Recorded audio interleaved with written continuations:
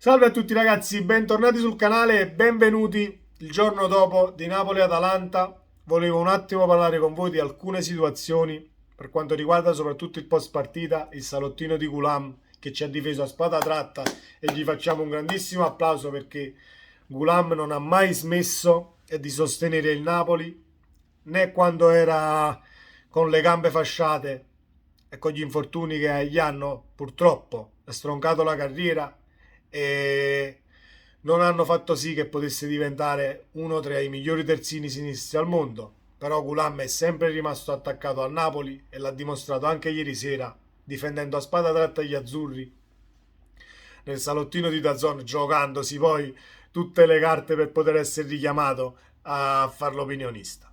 Detto questo, rileggiamo un attimo il post di Arturo Minervini da 0 a 10 perché racchiude tutto ciò di cui vogliamo parlare ed ha analizzato tutte le cose che sono successe sia in settimana, sia nel post partita e sia nel match giocato ieri al Maradona. Io seguo Arturo Minervini da anni.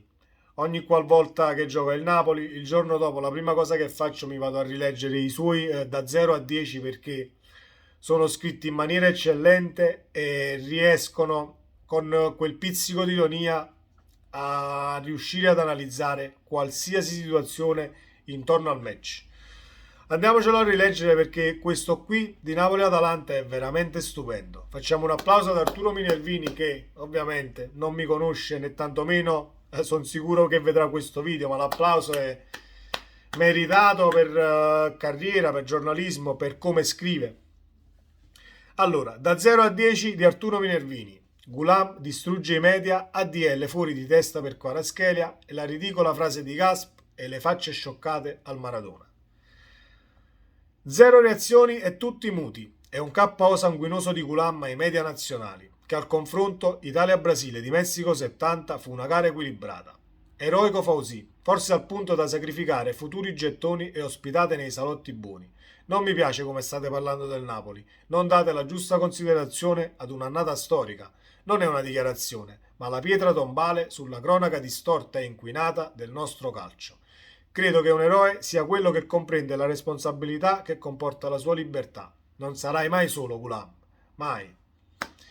Fausi, noi ti aspettiamo per la festa finale perché sei sempre stato uno di noi. E purtroppo la sorte ha voluto che tu non diventassi il miglior terzino al mondo perché le carte in regola le avevi tutte quante.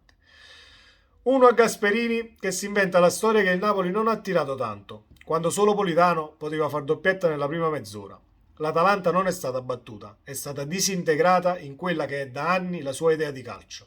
Ha provato a cambiare pelle, come ha fatto la Lazio, ed è stata sconfitta nel peggiore dei modi, rinnegando la propria filosofia.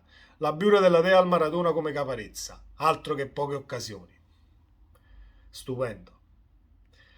2 gol a 0 per rimettere le cose, 2 gol e 0 subiti, scusate, per rimettere le cose in chiaro. Una nuova ulteriore dimostrazione di solidità, prima di tutto mentale, oltre che tecnica. L'inattesa capacità di gestire l'imprevisto, la sbalorditiva consapevolezza di una forza che rende le avversarie più innocue di un bradipo che si presenta ai blocchi di partenza di una corsa di velocità. Il Napoli non voleva solo partecipare al campionato, voleva avere il potere di farlo finire prima di iniziare. E ci siamo quasi riusciti. 3 punti per uno Spalletti ispirato nelle dichiarazioni post gara, il passaggio più interessante sul senso di responsabilità verso gli amanti del calcio. La gente nel mondo vuole vedere partite come queste. Noi possiamo assumerci questo tipo di responsabilità. È l'investitura definitiva ad una squadra che sta scrivendo la storia, stravolgendo tutte le convinzioni di questa epoca balorda. Dominare senza debiti è rivoluzionario come andare a vedere al cinema e non cercarlo piratato in streaming mixed by Harry. Cambiare si può. Stupendo, stupendo anche il raccordo con Mixed by Harry che in questi giorni comunque è una notizia che sta spopolando sul web. Grandissimo Arturo.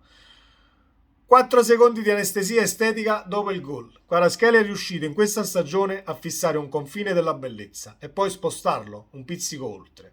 E ancora e ancora. L'esplorazione nell'universo dell'uomo che esce dalla caverna ed arriva fino su Marte. Arrivare ai confini dell'universo con una finta, una giocata, un attimo di eterno che evapora dentro a un sospiro che hai trattenuto per trattenerlo con te per sempre. Le persone non dimenticheranno mai come le hai fatte sentire. Grazie. Le giocate di Kvaratskhelia resteranno nella mente di tutti i napoletani, tutti quanti, nessuno escluso. Tutti quanti si ricorderanno di questo georgiano venuto dal nulla che sta facendo innamorare dai bambini di pochi mesi agli adulti di 70 anni. Tutti, tutti, tutti. Cinque mani sulla testa di Victor. Era arrabbiato Osimhen per non aver fatto gol, arrabbiatissimo. Kvara aveva segnato un gol da Dio, ma la sua priorità era un'altra. Esce dal campo e va a carezzare la testa del compagno. Una camomilla di serenità che genera il sentirsi parte dello stesso cuore che pulsa. Quiccia con l'Atalanta non ha segnato un gol, ne ha segnati due, uno più bello dell'altro. 6 più a Gollini, che si trova scaraventato contro il suo passato e non esita. Presta la massima attenzione ad ogni situazione come un viaggiatore che attende la sua valigia sul nastro trasportatore in aeroporto. D'altronde, uno che si chiama Gollini e che da una vita deve sorbirsi i giochi di parole sul suo cognome ed il fatto di fare il portiere di professione deve avere un gran carattere. Bravo, non hai preso neanche un Gollini. Ci sono cascate di nuovo. Un grande, sei un grande. 7 ad Amir, il silenzioso Amir, l'irreprensibile Amir. Non sapevo facesse anche il bomber.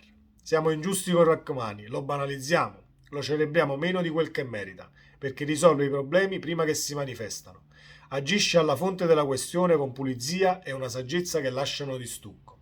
Pare di rivedere Raul Albiol in quella torsione che vale il 2-0 e che è una sorta di promemoria.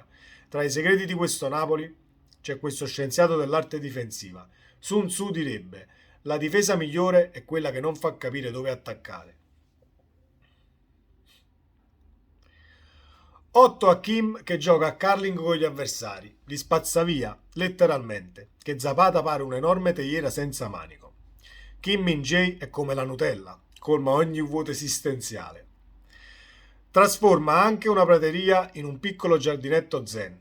Quando aziona a mulinello le gambe, sai già come andrà a finire. Sai che il pallone sarà suo perché c'è una volontà superiore che indirizza i suoi movimenti. Spalletti lo incorona, è il migliore al mondo e Luciano non pare essere molto lontano dal vero. Voi orientali, se vi organizzate, a noi occidentali ci fate un culo così. Sante parole, santissime parole. 9 alle facce degli altri al gol di Kvara. Ci avete mai pensato ad osservare un capolavoro da una prospettiva differente? Vorreste per un giorno guardare con gli occhi della Gioconda, rubare lo stupore, la curiosità, la gioia di chi transita davanti a lei, per una sola volta nella vita, la luce che si accende dinanzi al mistero della bellezza, il senso di dolce schiavitù dinanzi a un'opera d'arte che ti mozza il fiato, uno spettacolo nello spettacolo, che pure De Laurentiis si è fatto paonazzo dall'emozione. Sono brividi destinati a non invecchiare mai. E aggiungo io, sono brividi destinati a rimanere nella storia. 10 a Kvaratskhelia, che danza nel cielo come un bagliore dell'aurora boreale, unico nel modo di ribaltare le leggi dell'universo, accarezzando il pallone come un prestigiatore che nasconde il suo prestigio e poi lo fa riapparire in fondo al sacco. Kvara è il motivo per cui un bambino si innamora del calcio, è il miracolo per cui tutti noi torniamo bambini grazie al calcio. È un ponte generazionale tra quelli che eravamo, quelli che siamo, quelli che non smetteremo mai di essere. C'è tutta una vita in quella tripla sterzata che teletrasporta a Piazzale Tecchio 7 difensori più il portiere della Dea. L'irriverenza di chi non ha paura di sfidare il mondo e mandare il mondo al tappeto. Raccontarti mi affatica, mi consuma, mi svuota. Kvara si è preso una parte di me, di noi, ed io non la rivoglio indietro, dalla Georgia a Napoli per incastonare un diamante nella storia.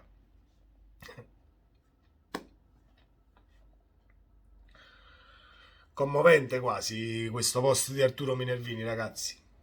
E rivivere le partite tramite questi post con quel pizzico di ironia della quale c'è sempre bisogno, riuscendo a rimanere lucidi comunque, perché devi rimanere lucido per scrivere un post del genere.